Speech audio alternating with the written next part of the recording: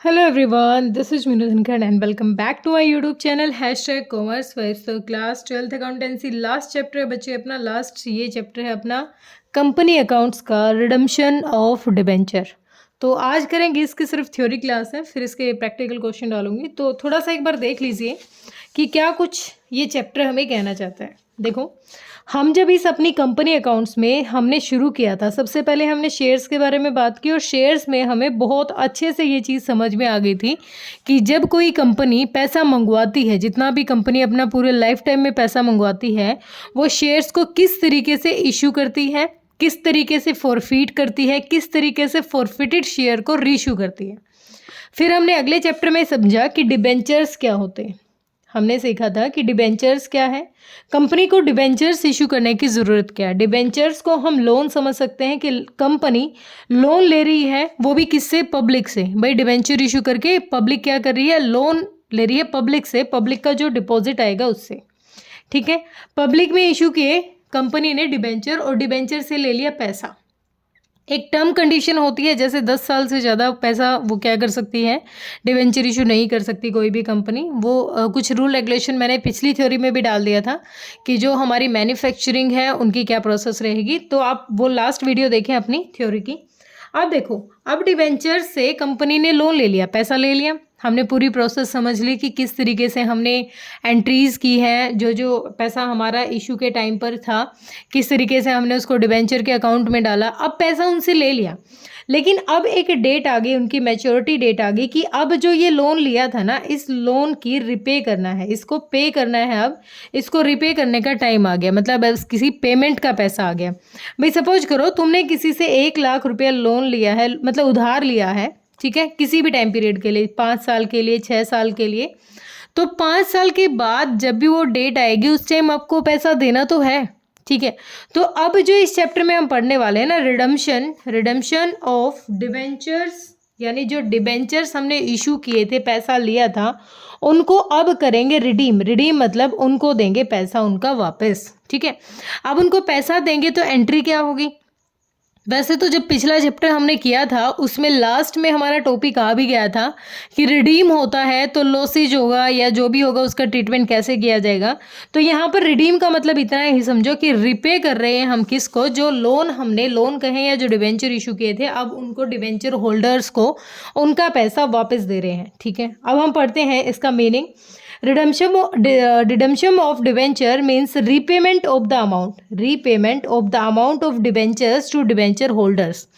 जो डिबेंचर्स का पैसा है डिबेंचर होल्डर के अकाउंट में अब हम क्या कर देंगे, वापस दे देंगे जिनसे पैसा ले रखा था। ठीक है, या फिर हम कह सकते हैं डिस्चार्ज कर रहे हैं लाइबिलिटी को। लाइबिलिटी थी क्योंकि हमने पहले पैसा लिया है, एक लॉन्ग टर्म लाइबिलिटी थी हमारी, अब हम उस लाइबिलिटी को अपनी पे ऑफ कर रहे हैं। ठीक है, फिर कह रहा है कि जो भी प्रोसेस थी हमारी जब हमने इशू किया था, उस प्रोसेस के बिहाफ पर, मतलब वहाँ पर जितना रेट ऑफ इंटरेस्ट था, जैसे हमारे डिबेंचर्स थे, सपोज करो 8% डिबेंचर थे, तो वो पूरा रेट ऑफ इंटरेस्ट जितना भी है उनका इंटरेस्ट ऑन डिबेंचर था, वो पूरी पेमेंट के साथ उसको अब हमें पैसा वापस करना है। ठीक है, अब यहाँ पर है source of finance for the redemption of debenture. Source of finance मतलब जब पैसा दे रहे हैं, वापस रिडीम कर रहे हैं, तो किस किस सोर्स से हम उस पैसे को वापस देंगे। ठीक है, यहाँ पर हमें 3 अलग अलग केसेस दे रखे हैं, जो 3 अलग अलग सोर्स हैं वो देखो। जब हम पैसा दे रहे हैं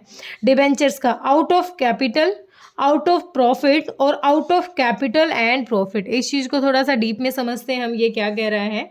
अब सपोज करो मैंने किसी से उधार ले रखा, आपने किसी से उधार रुपये ले रखे हैं, आपने ले रखे हैं टोटल 5 लाख रुपये आपने किसी से उधार ले रखे हैं। ठीक है, ये डिबेंचर समझो, या फिर आप कोई भी लोन लेके चलो कि ये एक पैसा है जो इन फ्यूचर आपको देना है। कितने साल के भाई, 5 साल के लिए आपने ये क्या ले लिया, ये लोन ले लिया, ये डिबेंचर्स ले लिए। ठीक है, अब ये डिबेंचर्स का अमाउंट आपके पास आ गया, लेकिन आपको पता है ये आपकी लायबिलिटी है, 5 साल के बाद आपको इनको रीपे करना है। ठीक है, तो आप क्या करोगे, आप थोड़े समझदार टाइप के इंसान हो, आप क्या करोगे, अगर आपने 2014 में ये लिया है, ठीक है, डिबेंचर दिए, तो 2014 में जब आपने डिबेंचर इशू करके पैसा मंगवाया था पब्लिक से, तो उस टाइम जितना भी प्रॉफिट हुआ ना, जितना भी प्रॉफिट हुआ, सपोज करो उस टाइम प्रॉफिट हो गया कितना भी, 6-7 लाख, कुछ भी आप मान सकते हो, उस प्रॉफिट में से आपने 80,000 अमाउंट निकाल कर और एक बॉक्स में रख दिया। बॉक्स लाइक आप तिजोरी कह सकते हो, या फिर आप ये कह सकते हो कि मनी बॉक्स है आपका, मनी बॉक्स, कोई भी बॉक्स, या मनी बैंक जो छोटे बच्चों का लेके आते हैं ना हम, मनी बॉक्स वगैरह। आपने क्या किया, फर्स्ट ईयर 80,000 अमाउंट डाल के अपने प्रॉफिट में से निकाल के इसमें डाल दिया।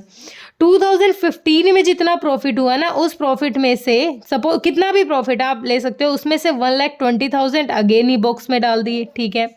फिर हमने 16 में क्या किया, 16 में अगेन हमारा जितना प्रॉफिट हुआ था उसमें से 1,10,000, कुछ भी अमाउंट हो सकता है, इस बॉक्स में हमने डाल दिया।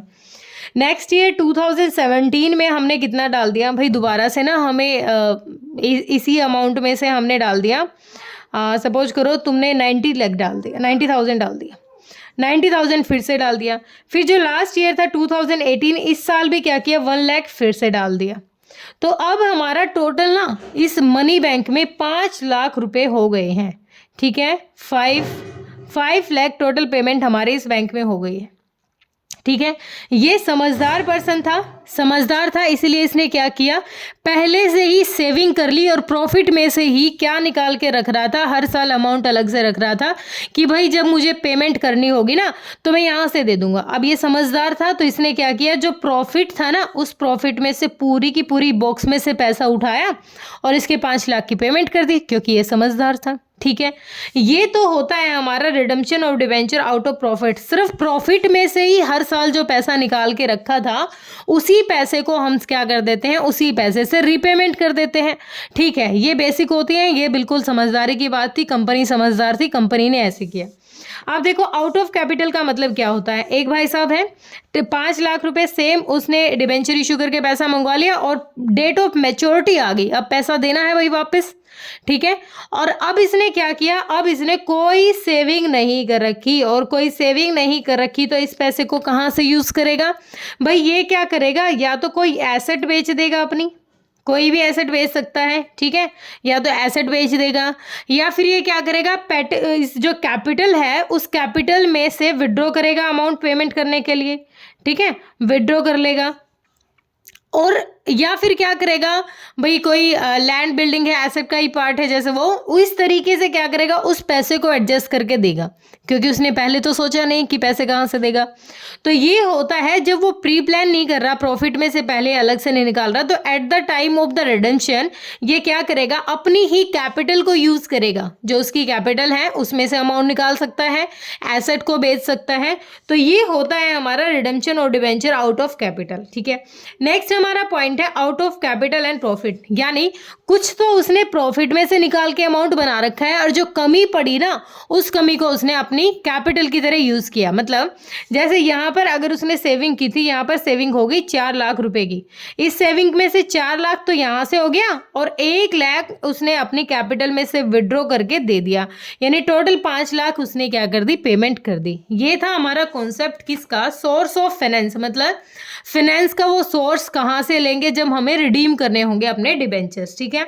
यही डिटेल में हमें यहाँ बता रखा है, redemption of debenture out of capital, ठीक है, आउट ऑफ कैपिटल। अभी जैसे मैंने बताया तो यहाँ पर पढ़ लेते हैं, व्हेन नो प्रॉफिट्स आर, देखो यहाँ पर लिख रखा है, when no profits are set aside for redemption of debenture it is called out of capital. जब प्रॉफिट में से कोई भी पार्ट हम अलग से नहीं रख रहे हैं और उसी को हम क्या कह रहे हैं, redemption of debenture out of capital.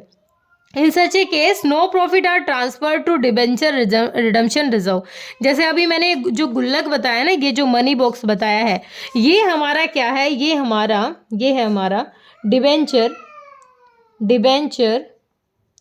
Redemption, यहाँ लिख देती हूँ, debenture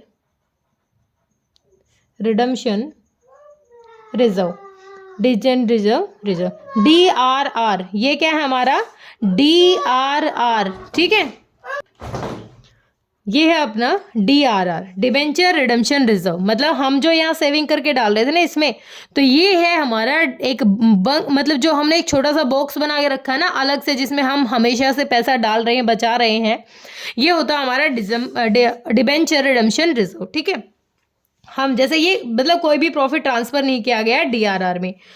in view of section 71(4), ये 1 नंबर के क्वेश्चन के लिए आपको ध्यान रखना है, of company act 2013 and the security and exchange board of India guidelines require creation of debenture reserve. आप देखो कुछ गाइडलाइंस होती हैं सेबी की, security exchange board of India की, जो हर कंपनी को फॉलो करनी पड़ती है, ठीक है। तो इन्होंने क्या कह रखा है कि जो रिजर्व की प्रोसेस है वो कौन सी कंपनीज के लिए है और कौन सी कंपनीज के लिए नहीं है, वो देख लेते हैं एक बार। Listed companies are not required to create, देखो जो लिस्टेड कंपनीज होती हैं उनको कोई ज़रूरत नहीं होती कि वो डीआरआर बना के रखें अपना, उनको किसी तरीके की ज़रूरत नहीं होती है, ठीक है। A listed company is a company whose share are freely traded on the stock exchange, मतलब ये अपने काम की नहीं है। They can redeem all the debenture out of capital, देखो जो लिस्टेड कंपनी होती है ना उनके पास ऑलरेडी बहुत ज़्यादा पैसा होता है और वो डायरेक्टली अपने कैपिटल में से अमाउंट निकाल के और इजीली रिडीम कर सकते हैं, तो उनके लिए कोई ज़रूरी नहीं है कि वो डीआरआर बनाए।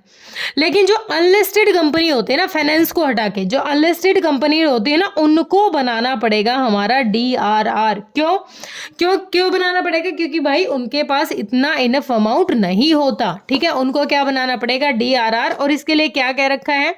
इसके लिए कह रहा है कि unlisted company are required to create debenture redemption reserve equal to at least 10% of nominal face value of outstanding debentures out of divisible profit. जैसे अभी जैसे हमने 5 लाख मान रखा था, तो 5 लाख का जो मिनिमम 10% कितना हो गया? 50,000। तो 50,000 मिनिमम 10% नॉर्मल फेस वैल्यू का हमें क्या बनाना है? डीआरआर बनाना ही है। ये इसके लिए कंपल्सरी नहीं है, मतलब रिक्वायर्ड कर रखा तो कंपल्सरी है, मतलब वो बना सकती है, बनाना है उनको, लिस्टेड कंपनी को बनाना नहीं है।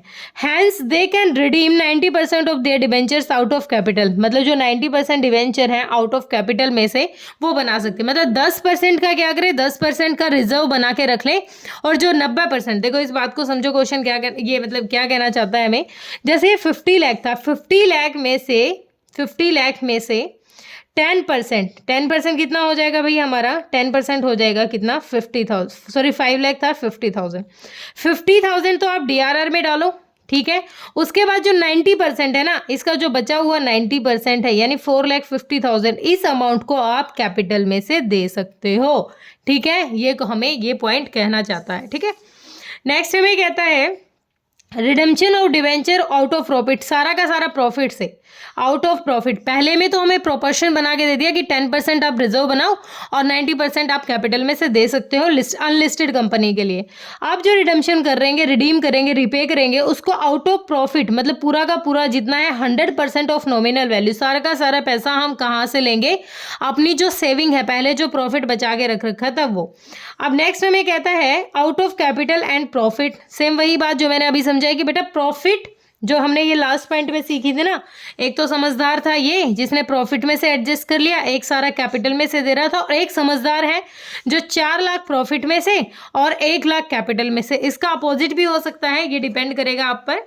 तो ये कहता है if an unlisted company creates DRR, अगर कोई अनलिस्टेड कंपनी है वो डीआरआर 10% तो बना रही है, क्या हमारा डीआरआर, और जो 90% है वो अमाउंट कहाँ से यूज करेगी? वो आउट ऑफ कैपिटल में से यूज कर लेगी, ठीक है। अब सेबी की गाइडलाइंस है कुछ कि जो नॉन कन्वर्टेबल ये देखो पढ़ो, the creation of debentures redemption reserve, मतलब जो डीआरआर है वो ऑब्लिगेटरी है only for non convertible, convertible के लिए नहीं है, क्योंकि कन्वर्टेबल को तो हम कन्वर्ट कर सकते हैं ना, किसमें? शेयर्स में कन्वर्ट कर सकते हैं। तो ये बनाना जो है ये नॉन कन्वर्टेबल डिवेंचर्स के लिए है, जो पोर्शन होता है कन्वर्टेबल से अलग का कह सकते हैं हम। जैसे 100 में से अगर 70% कन्वर्टेबल है और 30% नॉन कन्वर्टेबल हमारे डिवेंचर्स हैं, तो उनको कभी भी कन्वर्ट किया जा सकता है। हमने थ्योरी पढ़ी थी ना कि जो ऐसे भी डिवेंचर्स होते हैं जिनको हम बाद में कन्वर्ट कर सकते हैं अपने इक्विटी शेयर होल्डर में, ठीक है। तो ये कहता है कि जो नॉन कन्वर्टेबल है उनको ये डीआरआर बनाना पड़ेगा, ठीक है, उनके लिए ये ज़रूरी है। फिर एग्जम्पशन है भाई, एग्जम्प्ट है कुछ जो जैसे जो फाइनेंस कंपनी जिनके पास पैसे की कमी ही नहीं है वो क्यों बनाएंगे डीआरआर? वो तो जब चाहे कैपिटल में से अपना एडजस्ट कर सकते हैं। तो ये तुम पढ़ लेना कि जो जिस तरीके से जितने भी फाइनेंस इंस्टीट्यूशन है या बैंकिंग कंपनीज हैं उनको डीआरआर बनाने की कोई ज़रूरत नहीं है, एग्जम्प्टेड है, वो एग्जम्पशन है जो भी हमारा, उनको डीआरआर बनाने की ज़रूरत नहीं है, ठीक है। आगे हमें दे रखा है, इसमें बहुत सारे 5-6 नाम है, बस ये तुम्हें ध्यान रखना है कि इनको बनाने की ज़रूरत नहीं होती। उसके बाद है, अच्छा ये नहीं, ये रिजर्व सरप्लस हमें पता है कि कहाँ शो होता है, हमारा जो हमारा इक्विटी एंड लायबिलिटी में शेयर्स होल्डर फंड है, और इसका रिजर्व एंड सरप्लस में हमारा ये शो होता है। अब आगे देखो, condition for investing 15% of nominal face value of debenture maturing during the year. अब हमें क्या कह रहे हैं, अभी कह रहे हैं कि जो हमारा, एक मिनट, अब देखो, अब इसने एक और नई बात इसने क्या कह दी, अब इसने कहा है हमें कि भाई जो तुम यहाँ पर प्रॉफिट का हिस्सा निकाल रहे हो ना और इस बॉक्स में डाल रहे हो 80,000 को, इस 80,000 को आप ऐसे ही खराब मत करो बॉक्स में डाल के, इस पैसे को आप क्या करो, यूज करो। मतलब 80,000 को आप इन्वेस्ट करो कहीं पर, ताकि इसका भी इंटरेस्ट आ जाए। मतलब एक पैसा आपने अलग से रखा, सेफ जोन में रखा कि हाँ भाई इन फ्यूचर हम इससे ना रिपे करेंगे अपने डिबेंचर्स को। तो आप इस पैसे को जो रख रहे हो ना, या तिजोरी में मत डालो, इसको कहीं इन्वेस्ट कर दो, ठीक है, इसको कहीं इन्वेस्ट करो। जैसे कोई एसेट ही खरीद लो, जैसे करते हैं ना, जैसे पेरेंट्स करते हैं जब लड़के की शादी होती है लड़की की, तो पहले सोच के चलते हैं ना कि भाई इन फ्यूचर ना जब बेटे की शादी होगी ना एक प्रॉपर्टी खरीद लेता हूँ, और जब बेटे की शादी होगी ना इस प्लाट को बेच दूंगा, या फिर इस मतलब किसी भी चीज़ में जो इन्वेस्टमेंट होती है। अब कहता है कि जो DRR बना रहे हो ना, रिजर्व बना रहे हो, इस रिजर्व के पैसे को वेस्ट मत करो, इसको इन्वेस्ट करो, DRR को इन्वेस्ट करो, इसका 15%, जैसे यहाँ पर क्या रखी है, condition of investing 15% of the nominal face value of debenture maturing during, मतलब जो भी है उसका 15% तो आपको क्या करना पड़ेगा, उसको इन्वेस्ट करना पड़ेगा। अब आगे थोड़ी सी काम की बात कह रखी है हमें, एक मिनट, ये एग्जाम्शन है, एग्जाम्शन तो नहीं, पहले हम ऊपर की पढ़ लेते हैं। कंडीशन ऑफ इन्वेस्टिंग, मतलब जो DRR है, जो रिजर्व है, उनको उसको इन्वेस्टिंग की क्या कह रखी है, as per rule 18(7)(b of the company share capital and debenture rule 2014 prescribed them all listed as well unlisted companies that are to be redeemed debenture, जो redeem करेंगी चाहे वो listed है चाहे unlisted है, shall before 30th day of April of each year deposited or invest in specified security a sum which shall not be less than 15%, वो 15% से कम नहीं होना चाहिए, face value of the debenture during the year ending 31st March। अब देखो मैं बताती हूँ ये क्या कहना चाहता है। ये कहना चाहता है यहाँ पर कि भाई ये जो 80,000 है ना, आपको रिडीम करने हैं, कहाँ तक, 18 में जाके आपको रिडीम करने हैं। तो रिडीम से पहले ना जो पहले वाला ईयर आएगा उसमें आप उसको इन्वेस्टमेंट में रखो, उस पैसे को, उस रिजर्व को इन्वेस्टमेंट में रखो, ताकि उससे आपको इंटरेस्ट मिलता रहे, और वो भी कितना, 15%। ये हमारा क्या है, कंपल्सरी, ठीक है। ये बिल्कुल बेसिक सी थ्योरी थी, ज़्यादा कुछ नहीं है। अब जिनको नहीं बनाना उनके लिए ये है, इन्वेस्टमेंट बनाने की ज़रूरत नहीं होती। क्यों, DRI बनाने की ज़रूरत क्यों नहीं है, क्योंकि उनके पास ऑलरेडी इतना पैसा है, उनको क्या ज़रूरत है इधर उधर पैसे को एडजस्ट करने की, वो कभी भी अपने पैसे को यूज़ कर सकते हैं, ठीक है। अब हम जो मेथड्स पढ़ने वाले हैं, हमारे इसमें 2 ही मेथड हैं, ये दोनों जो ये वाले मेथड है ये हमारे सिलेबस में नहीं है, इनको हमें नहीं पढ़ना है। हमें पढ़ना है lump sum payment at the end of the fix period, जो भी टाइम हमारा मैच्योरिटी का है उसमें पूरा का पूरा पैसा एक साइड दे के खत्म करे बात को, या फिर उनको इंस्टॉलमेंट पे दे, ठीक है, या तो एक बार में ही सारा पैसा दे दो, या फिर अलग अलग इंस्टॉलमेंट में पैसा दे। तो अब इसके जो प्रैक्टिकल क्वेश्चन है उससे ज़्यादा क्लियरिटी आएगी। ये तो समझ में आ गया होगा कि रिडम्पशन क्या है। रिडम्पशन होता है जब जो किसी से पैसा ले रखा था, अब उसको बारी आ गई है पैसा वापस लौटाने की, ठीक है, और वो किस तरीके से किस किस जर्नल एंट्री से करेंगे वो एक बार क्वेश्चन में आएंगे, ज़्यादा अच्छे से तब समझ में आएगा। तो होप थ्योरी क्लियर हुई होगी। फिर भी बेटा अगर कोई डाउट आ रहा है किसी भी तरीके का तो आप मुझे कमेंट सेक्शन में डाल सकते हैं, यूट्यूब ने कमेंट सेक्शन आपके लिए बनाया है। Thank you so much.